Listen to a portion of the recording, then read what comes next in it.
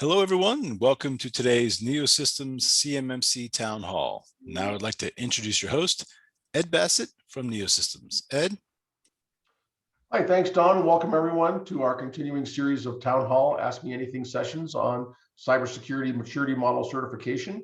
My guest today is Eric Crusius of Holland Knight. We're going to take a little bit of a diversion from the CMMC topic and talk about the new executive order that came out last week from the Biden administration. I do want to mention that we are recording these sessions as part of our community outreach to the defense industrial base. If you're in the audience today and you have some questions for Eric, please send them in on the Q&A feature within Zoom, and I'll try to work those questions into the conversation. I'll start with a quick introduction of Eric.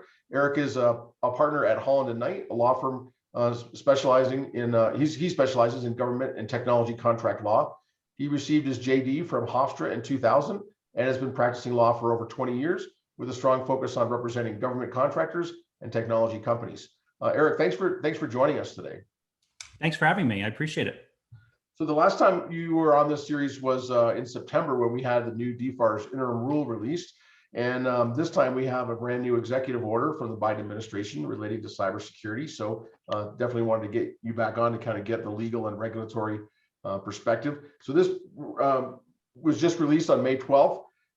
Been in the news. This order sets up some, I will say, sweeping changes on how systems will be secured, how incidents will be handled within the federal sector. I'll start with just a question about a motivation. What was, in your opinion, what was the motivation behind this executive order? Was this a response to the SolarWinds hack and other things related to that, or has this been brewing, even prior to that? I think this was largely a response to the SolarWinds hack, and I think there, the Biden administration only started about 5 months ago, but I think since the start of the administration, they've been kind of toying with something like this.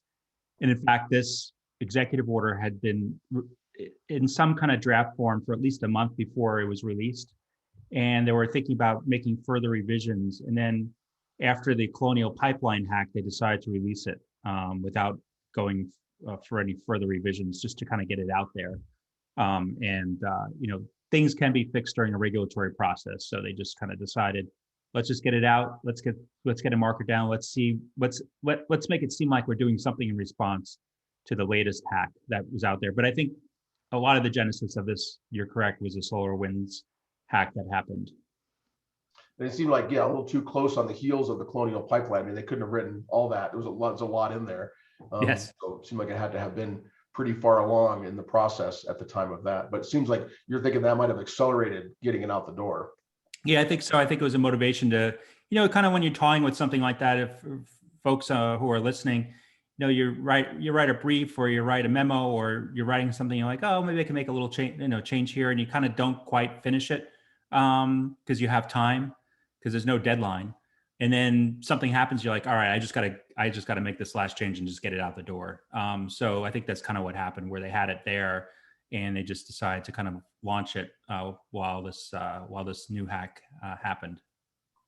So right in the first paragraph, the order talks about the private sector and the need for trust and transparency. So since our audience today is mostly government contractors rather than government officials, what are, in your mind, some of the top takeaways in terms of impact of this order on the private sector, specifically the defense industrial base? Yeah, I think a lot will be decided when the regulations are written.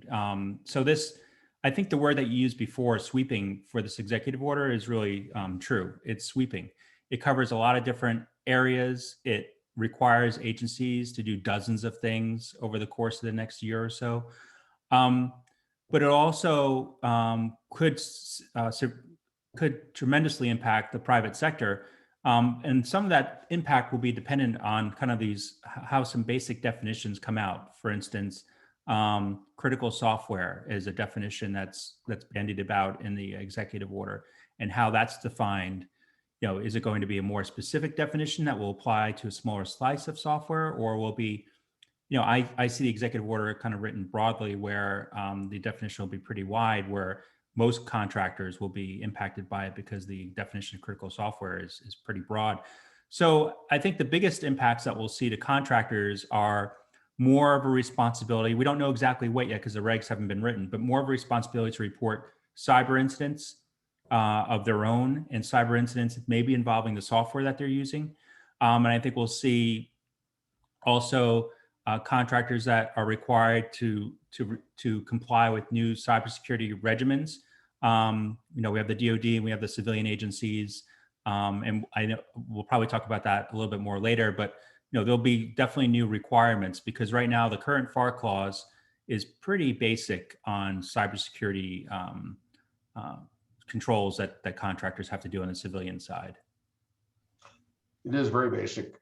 So the executive order has a lot of language in it that's directed at service providers. So these are private sector companies that are providing, information technology, operational technology services to the government. So this is a lot of companies, but it's still a lot smaller than the 350,000 that DoD estimates are going to need to be compliant with CMMC.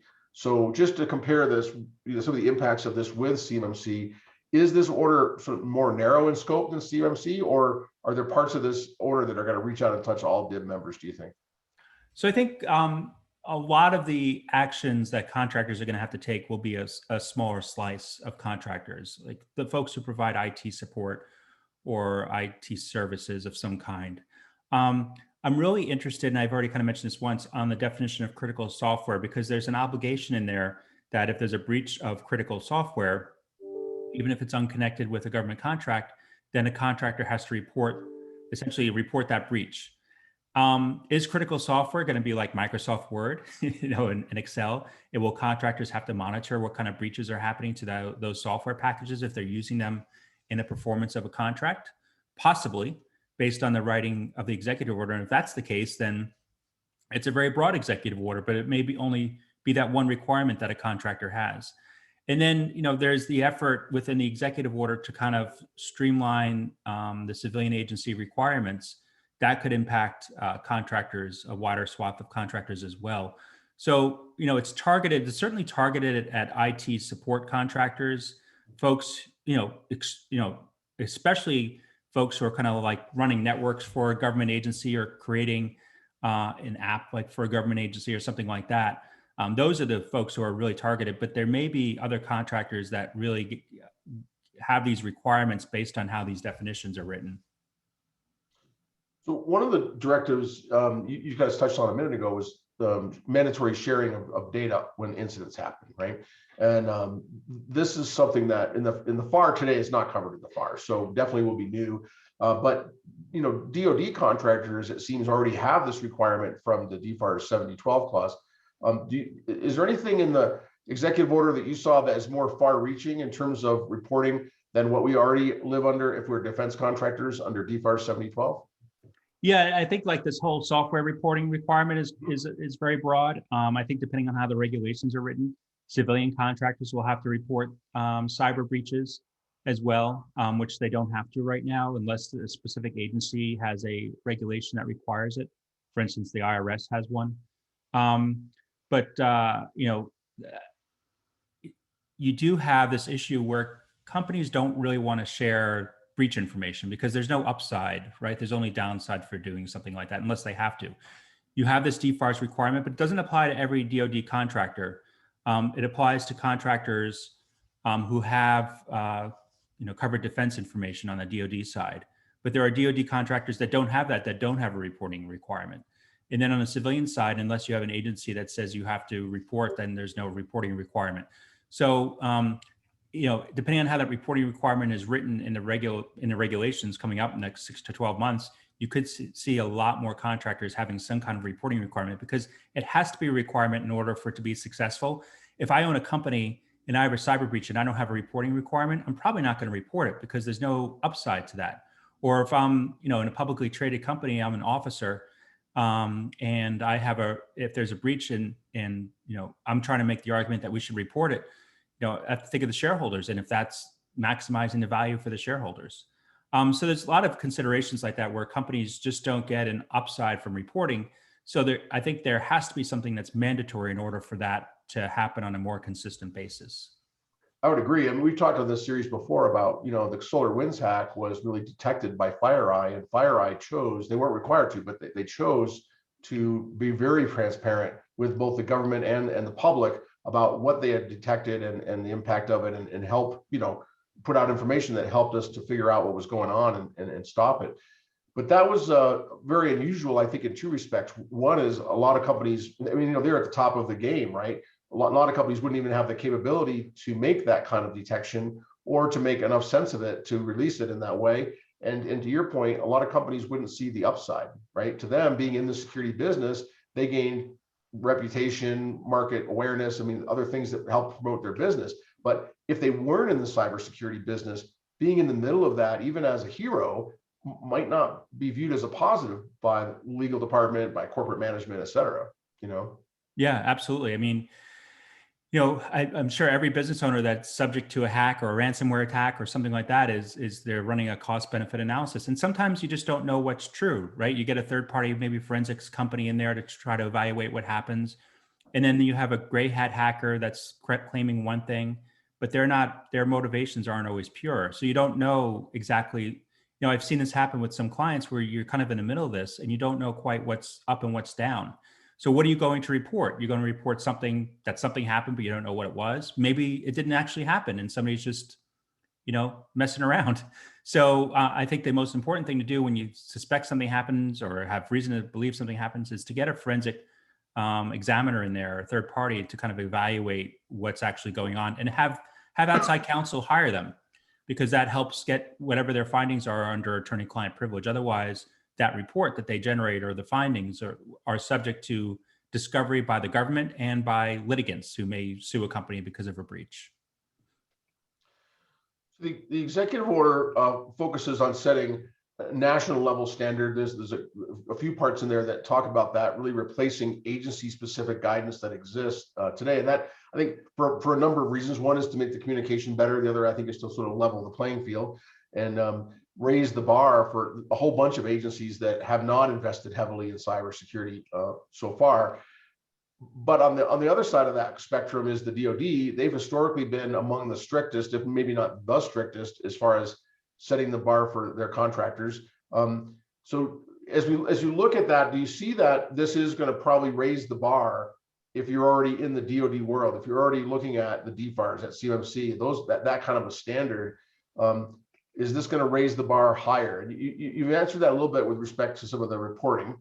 Anything else you see in there that you would consider a higher bar than DoD's already set? Yes, possibly. I mean, DHS has to go and kind of, they're actually, it's due any day now already from the executive order, but kind of track what kind of information, what kind of logs that agencies should hold on to. And that will in turn, I think, cascade down to contractors. So that's a requirement, but it's specific to probably to contractors that are helping DoD with their systems or other agencies with their systems. Besides that, I think, the DoD standard is probably, what we're going to see is a smoothing out, which I think is really helpful. Because right now, as you kind of mentioned, Ed, there are different requirements all across different agencies, and it makes it difficult for contractors to comply because you have nuance between these requirements too. Even the definition of controlled defense information is just a slight bit different between DoD and, for instance, DHS. But practically, they're about the same. And then you have some agencies that have no standards, or you have an agency like the IRS that has a 1-hour reporting requirement. It makes it difficult to contractors, that play in different agencies to kind of keep track of it. And then you sometimes see these weird clauses or just non-clauses that come up in contracts as well that have these other requirements in them. All that being said, we had years ago, the idea behind the federal acquisition regulation was to make regulatory requirements consistent across the government. And then, of course, we had agencies coming up with their own regulations anyway that sat on top of the FAR. And I think we see the same thing here, where you have the FAR clause, and agencies were finding that was not enough. So they've come up with their own kind of cybersecurity clauses. And my hope, I'm always full of hope, but I'm disappointed a lot. But my hope is that that from this executive order, there'll be a consistent set of regulations that apply to all, at least civilian agencies. And even if it's a higher standard than contractors have to comply with now, I think that's going to be welcome, because it makes it much easier to comply with two standards, say DoD and non-DoD, than versus like 7, 8, 9, 10 standards. So I think we'll see this higher standard in the civilian agencies kind of replace the individual agency regulations. In fact, there's language in the EO that says if there's a contradiction between the two, the general requirements established by the EO will control. So, we have a situation where we may still have some agency regulations that go a little bit further, but at least the baseline will be the same, definitions will be the same, and the requirements will be pretty much the same along the way. So that's a long answer to your question, but hopefully that answers it. No, it's good. Standardization certainly is going to make life simpler for folks, especially that work across multiple agencies.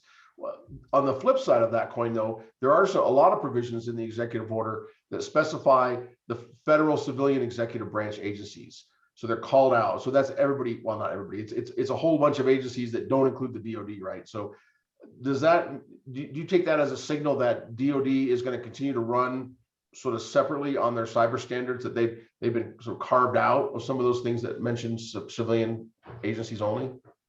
I do. I think DoD is kind of in their own world on this. And I'm not saying that's a bad thing, but just they've spent a lot of sweat equity and time and money kind of establishing their 7012 system, the SPRS, system that's up and running now, and CMMC. And they don't want, a general regulation coming in and undercutting what they're doing.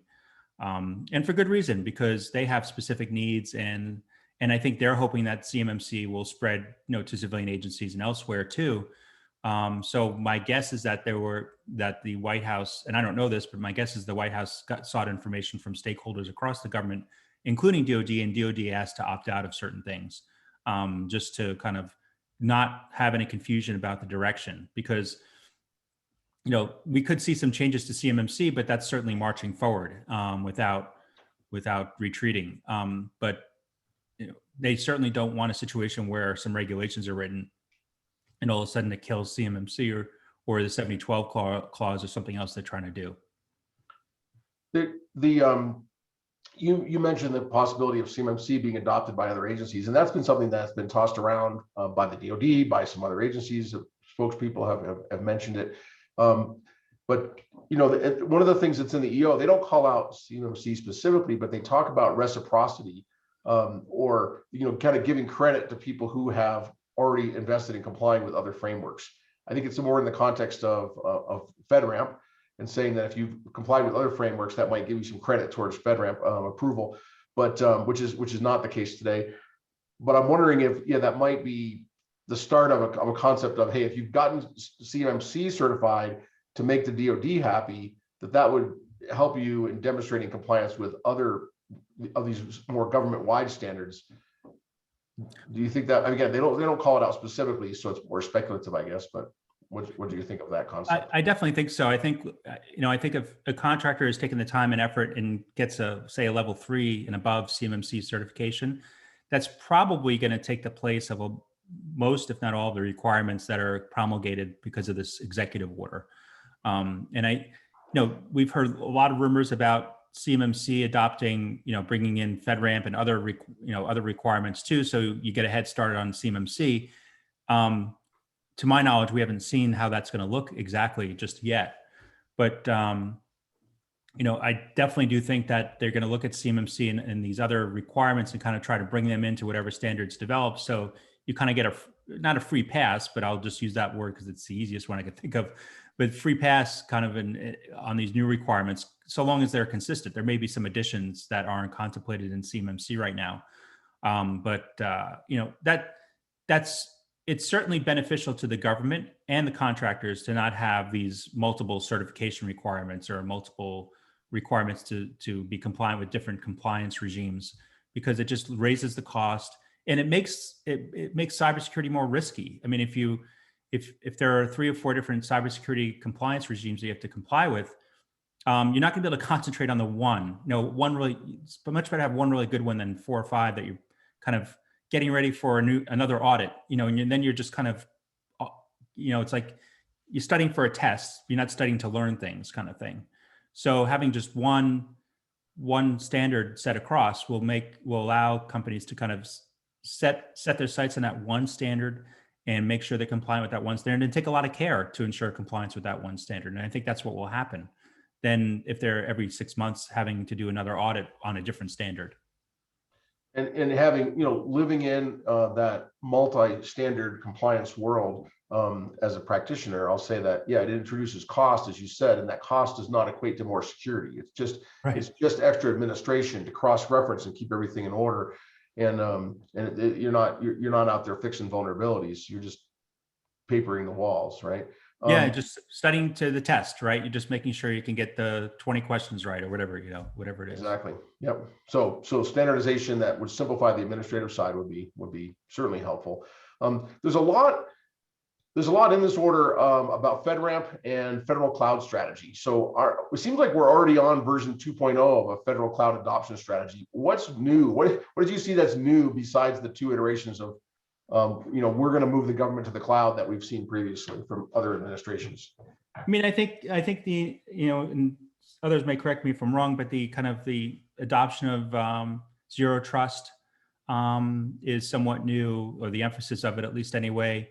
I didn't see a whole lot new except the further push to the cloud. I mean, we had FITARA, which really is starting to push agencies to kind of think more whole of agency and utilize cloud services and simplify their software licenses. And so I think that, when you do things like that, it naturally pushes you to a cloud environment. And I think I didn't get a whole lot of new from the executive order on cloud. I just think it's going to push the direction that we're already going in. I mean, of course, the cloud technology has to be secure because you're putting more eggs in one basket when you kind of go into the cloud, where if you have, the one benefit of having older technology that's stovepiped is that if there's a breach, it's kind of confined to that stovepipe. It's not widespread. Where if you have an agency that uses one cloud for everything and there's a breach of that cloud, holy cow, that's a much more significant breach. And that's kind of what you saw with, for instance, SolarWinds, where you had kind of this uniform software that was used in a lot of different places. And that one hack then was really, I wouldn't say dangerous, but it had a lot of reverberations around the government because of that. And that's, we saw a Microsoft Exchange issue, and everybody uses Microsoft Exchange. It's ubiquitous in the government and private sector. So the danger when we go to these kind of cloud environments, especially if it's just kind of one large cloud, is you're kind of more vulnerable to a widespread hack. So I think we have to just be careful about that. But I think that's one thing the executive order was trying to do, is to try to set forth a higher standard for those environments. And the devil will be in the details is very general at this point.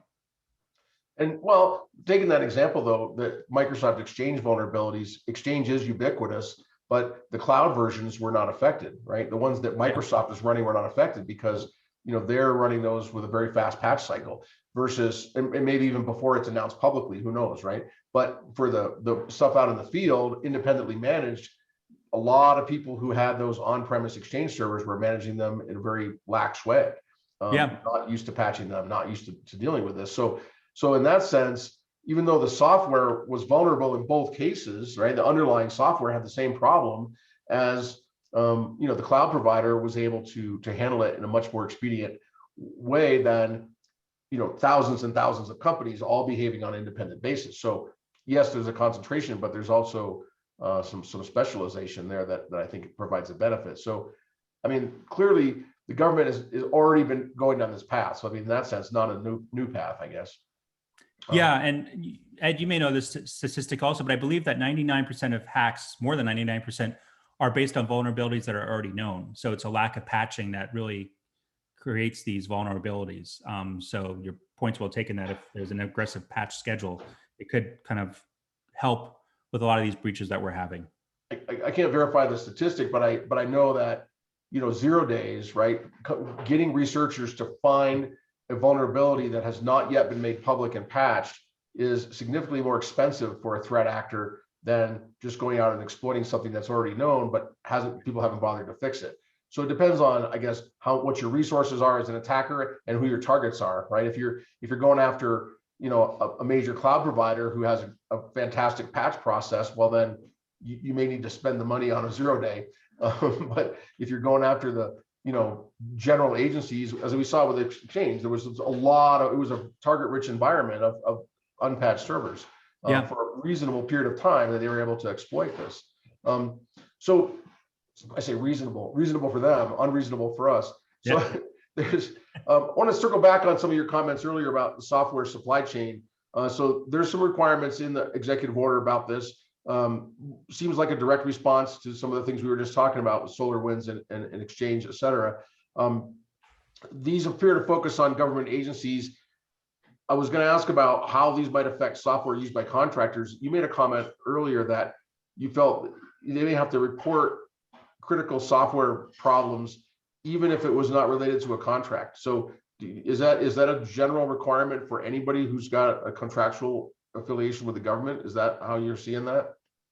Maybe, you know, and they define the kind of what critical software is. It'll reflect the level of privilege or access required to function, integration dependencies with other software, direct access to networking, computing resources, performance of a function, critical to trust, and potential for harm if compromised. And to me, it looks like, you know, just the way it's written, it can be interpreted. That was what hit me when I first saw it. It can be interpreted that if you're using this software and you know that there's a hack involving this software that's critical software, then you have to report it to DoD. I'm sorry, you just have to report it, not to DoD. Even if, you know, this is not software that you've developed, it's software that you're just using. And I could see why the agencies, why the government would want that, right? They need to kind of find out if what you're using, the performance of the contract is compromised. So I understand kind of the reasoning if that's the direction that they're going to go. It'll be interesting to see if they take, that's a gaping hole in the executive order as far as allowing the regulators to come in and kind of make this kind of really slightly heavy-handed reporting requirement. And I'm not saying heavy-handed in a negative way necessarily, even though it sounds like it, but kind of take this heavy-handed reporting requirement and apply it to every contractor that's using any kind of software and performance of the contract. And, you know, it would be interesting to see how these regulations are written in 6 to 12 months. And if they are in fact going to require that reporting. And a lot of it will come down to the definition of critical software. The definition I just read, I feel like could bring in, for instance, a word processing, you know, program or an Excel spreadsheet. I shouldn't say a spreadsheet program or something like that, no matter who makes it. So it will just be very interesting to see where they come down and what the feedback is from contractors is.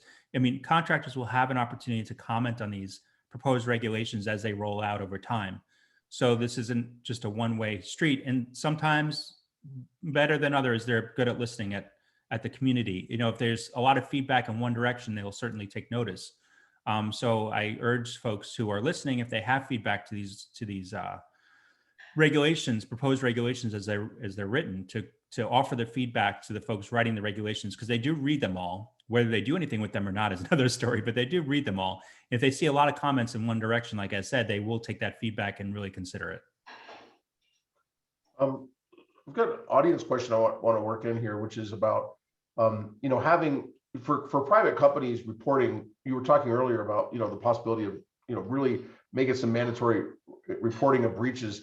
So the question is, how's your feeling about having competitors know your corporate security breaches, right? So as a company that's, you know, in a competitive space, that's a pretty big deal in the decision to report something like that. Yeah, I mean, there's going to have to be some kind of system set up where there's trust involved. I mean, DoD has a system now where there's actually a deforest clause, which does not allow competitors to kind of report or to do anything with information they have about breaches if they're helping the government as a contractor support the government during a breach that another company is having. But, you know, deforest clauses are only as good as the people following them. So, you know, I hope to see something a little bit more than that. But we're going to have a situation where you can have conflicts of interest, you know, of some kind, because there are contractors who know things that, you know, maybe in the performance of a contract, they find out about another contractor's reporting. Or if these reports are public across the government and the public in general, you know, how is that going to be used against the contractor that reports it? And that goes kind of to that issue that we were talking about before, where contractors are reluctant to report things because nothing good could come out of it. Because again, you know, you put in a proposal for work, and maybe the person evaluating your proposal sees that you had a large scale breach 2 weeks earlier, and all of a sudden you get downgraded. You know, even if it's not explicit, it's implicit, because the folks who are evaluating proposals have a lot of discretion to do what they think is right. even, the difference between a good and an excellent is sometimes just a shade of gray. And maybe they push you down to good because they know that you've had a vulnerability that you voluntarily reported, and some some solicitations are more explicit about it, and they have explicit requirements on cybersecurity. So, I do see this as an issue, how these breaches will be reported. And if there are contractors aiding the government in handling breaches, what they can do with that information. We don't know exactly where that's going to land, but I imagine it's going to be, Hunger Games out there if the government can't find a way to protect that information. Well, thank you. We're kind of at the end of our half hour. I've got just a closing question, and circling this in on CMMC, since this is the primary thing that those of us on this series have been tracking. What impacts do you anticipate from a regulatory perspective on the requirements that we're tracking most closely? So CMMC, DFAR 7012, 19, 20, 21, right? So those things that we're all focused on. Do you see those changing? I don't know that I see them changing because of this executive order. I could see maybe if there are some things that are adopted because of this executive order, they bring that into the model, the CMMC model. If there's something that is seen as a positive. If you remember, the DFARS clause that includes CMMC doesn't require compliance with a specific standard. It just refers to the standard on a DoD website. So DoD can change that standard at any moment, and then all evaluations going forward would include that new standard. So I could see that happening, where they take some good things from what comes out of this executive order, put it into the CMMC model, and then, as contractors go through assessments, that they'll be graded against those new requirements. Very good.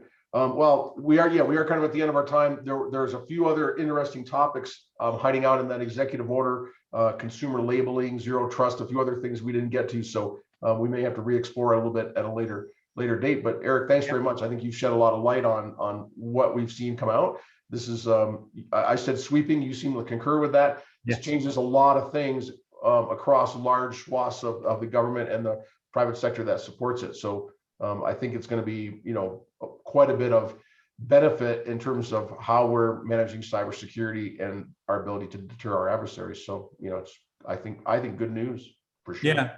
And thanks for having me. It's always a pleasure to be on here. And I've been enjoying kind of looking at the artwork as we've been talking.